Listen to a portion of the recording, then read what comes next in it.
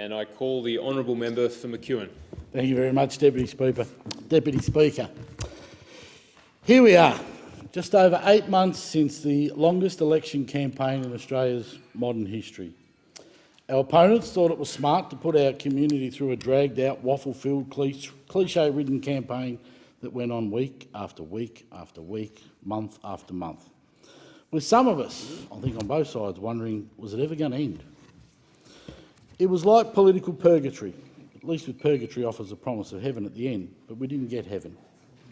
What we got was the opportunity to stand here 8 months later and still debate the address in reply. Why are we doing it 8 months later? Because this government doesn't have anything else to do for this parliament. They're not passing legislation. They're not what I would like to reiterate is the gravity of this matter and anticipate a serious response on your behalf towards these inexcusable actions, and they're hoping no one will make a fuss. The Prime Minister is so utterly obsessed with the Leader of the Opposition that he's mentioned him 570 times in question time since the election. Now, if I was Bill, I'd be worried. That infatuation is just a little bit concerning, I think. If only the Prime Minister was concerned about Australians' jobs, not his own. That would be something that would be important to us. But that's the whole problem. This Prime Minister doesn't have a direction and he doesn't have priorities. 4 years of Liberal government, and the thing we keep hearing about is the plan. It's like the Baldrick government. It's a plan. Everything's a plan. It's straight out of Blackadder. A plan so cunning you could put a tail on it and call it a weasel, I think would be the next iteration of it. But instead of making positive reforms and passing legislation that would benefit hard-working Australians, he's decided his priority is to water down race hate laws and make bigotry more accessible. Instead of making sure that funding goes to our schools, our hospitals and our small businesses, he's desperate to give a $50 billion giveaway to big business and big banks. The same banks with record profits that are now closing much-needed branches in country areas such as Broadford. Labor, on the other hand, we've stood firm with our priorities. We continue to fight for what matters to Australians: local jobs, local apprentices, protecting Medicare and building a strong economy that delivers for all. We can't help but wonder just how much better the last 8 months would have been had it been Prime Minister Shorten at the reins. A PM that puts the people before himself. We had a pretty simple concept on this on our side of the House that those opposite just can't seem to grasp. We keep promises. The Liberal government promised every single Australian home would be connected to the NBN by the end of last year. But here we are, 2017, 7 million homes, still waiting. And this sits firmly at the Prime Minister's feet. The MTM, as it is now called, is the Malcolm Turnbull mess. So what are they going to say to the elderly in my community who were left without phones because of the dodgy NBN deals? What are they saying about the countless mobile phone black spots in McEwen that mean we don't have access to the most basic needs such as emergency services? I'm sick of the promises that have time and time again been delayed, been changed, jeopardising small businesses and impacting the daily life on our towns in our communities because of this government's failure. Under our plan, the NBN would have delivered world-class fibre optic network to more than 90% of homes and businesses. But under the misguided leadership of the then Communication Minister Turnbull, the Liberal government decided to put in a second-class copper NBN, and Australia's internet speeds dropped from 30th to 60th in the world. Since moving back to Whittlesea from Broadford, I've experienced firsthand the failure of the government's disastrous NBN rollout. With no internet connection at home, I was forced to pay on an expensive wireless internet dongle. Parts of my town are only just being connected to the NBN late last year. It means we're playing catch-up with global internet standards. Now, it doesn't matter if you live close to the city or in one of our many towns across our region, you have been impacted by this rollout. South Morang was supposed to be one of the first places to have NBN installed. Communities such as Sunbury and Doreen and Mernda were promised NBN connection by 2015. It's now 2017 and guess what? They are still waiting because of this government's failure. I have constituents contacting me to tell me they have to drive to their offices in the CBD of Melbourne at all hours for conference meetings with European and American stakeholders and business partners. The internet in their homes is so unreliable due to the dodgy NBN, they can't even be sure if it's going to work. We have whole communities unable to access existing internet service because of an NBN they haven't seen and certainly can't use. What kind of innovative and agile plan is that for a quality, reliable internet in a modern country? It is absolutely unacceptable that less than 30 kilometres from the centre of Melbourne, there are families and businesses who cannot get access to broadband. I've lost count of the frustrated parents throughout our communities who have spoken to me about having to bunk down at McDonald's as that's the only reliable source of internet for their children to do their homework. It's disappointing because this government's delays, many of our small businesses have had no choice but to move. That's jobs lost in regional communities because of this government's failure. The severely limited wireless towers in my community just don't cut it. We need results and we need leadership, but it's certainly not going to come from this government. As the fastest growing region in Australia, Victoria makes up 27% of our nation's population. With more than 1,000 people moving to our towns in our community each month. And in spite of this, the government is only investing a minuscule 77 cents for every $10 of investment into infrastructure. This government is starving our growing north of critical infrastructure. We need investment, and yet during the last election campaign, the Liberal Party and the National Party, because they both decided to run candidates this time, did not give McEwen 1 cent of infrastructure promises. Not one. The countless roads, and the member for Corangamite can snigger all she wants. These are people that are suffering. Sit down, you can't get a point of order on that because you were sniggering. Order.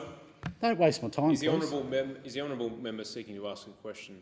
Yes, thank you very much, Mr Deputy Speaker. Look, I'm just... And does the member accept the intervention? I'm wanting to make it clear that I was not... Order. There are countless roads. Order.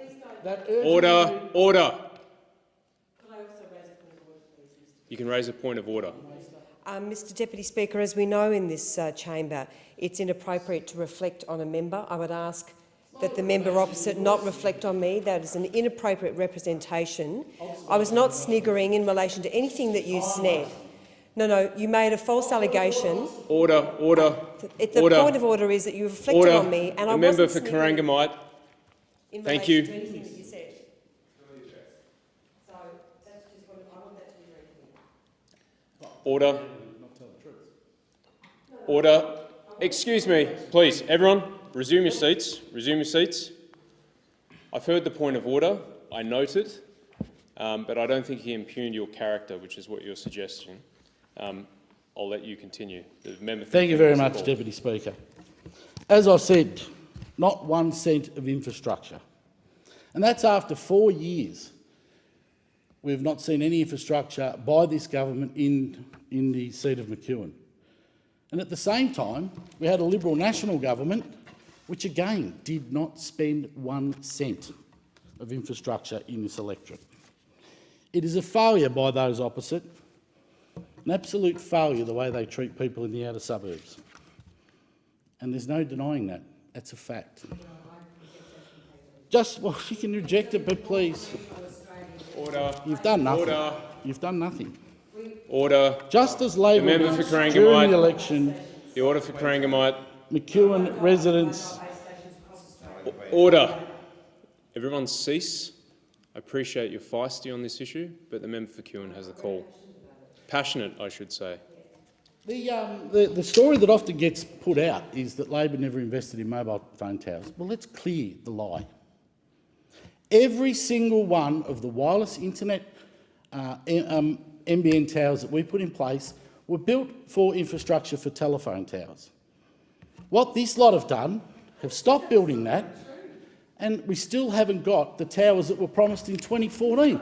So we've got every right to ask why. Why has the government not told the truth? Why are bushfire-affected communities still waiting for the towers that were promised in 2014? Because this government doesn't care. During the election, we announced that Bridging Road in Mernda, which needs a serious upgrade, it needs to duplicate because of the growth. We announced that we would fund to do that, as well as announce the upgrades to Craigieburn Road and the four-way traffic lights at the intersection at Whittlesea. These are just some of the projects that we know are vital to our community. If only the people of McEwen and Victoria were to receive a fair share of infrastructure allocations from this government. But unlike the rest of their broken promises, investing in safer roads for McEwen was a promise that never was.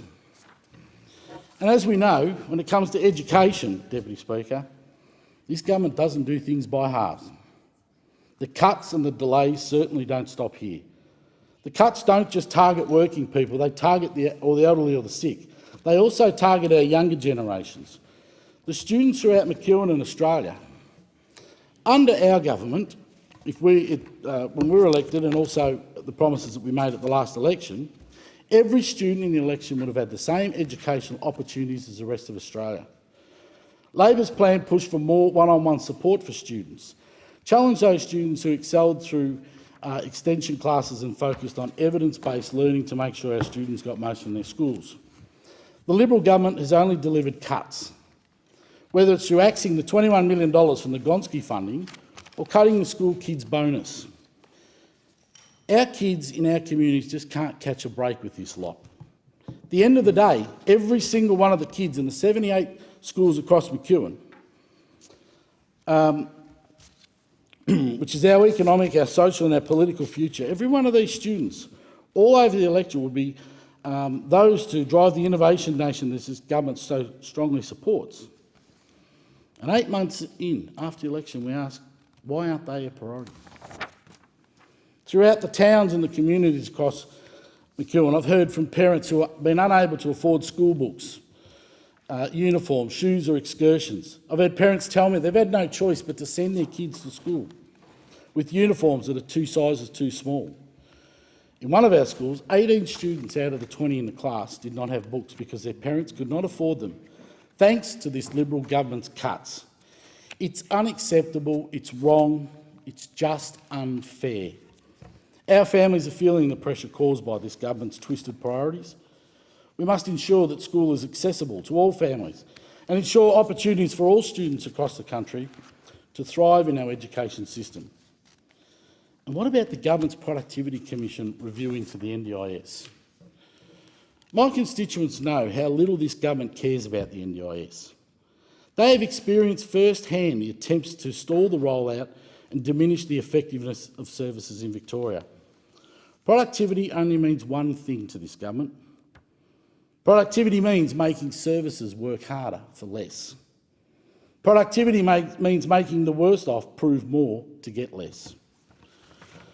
I think of Stuart Locke, who came to see me about the future of the special school bus that he operates in Seymour. Stuart was worried that the review will include recommendations to cut the bus service and replace it with other travel arrangements, which, as we've seen, has happened in the capital cities. If this happened, the close relationship that his services built over the years with the school and the students will be destroyed, all in the name of the government's productivity. He is worried these kids will have to travel in vehicles that are not designed for their needs, without supervision and stability that helps them get to school safely. In rural communities, where NDS doesn't pay for public transport, this means paying for taxis. Not only is taxis too expensive for those who need them, but the government doesn't think and doesn't realise there's not that many available for people with disabilities. What kind of a rort are you running? We can't stand for this. The government must assure that the review will focus on making the best possible NDIS for people with disability and not use it is just another cost-cutting service. And now the government's come out with their latest cracker. They want to cut penalty rates. Again, they've shown their priorities are all wrong. They are the Irish Robin Hoods, the opposite of Robin Hood. They take from the poor to give to the rich and serve it on a silver platter with maybe some truffles and a little bit of champagne. That's the one. I couldn't think of it. I've never tried. I wouldn't know. The Liberal government wants to make the lives of 700,000 Australians worse off by cutting $77 a week out of their pay. The Prime Minister's support and inaction on these cuts doesn't show you how arrogant and out of touch he is. I don't know what does. He's giving a platform for employers to now come out and make new submissions to cut weekend penalty rates in other sectors of the economy.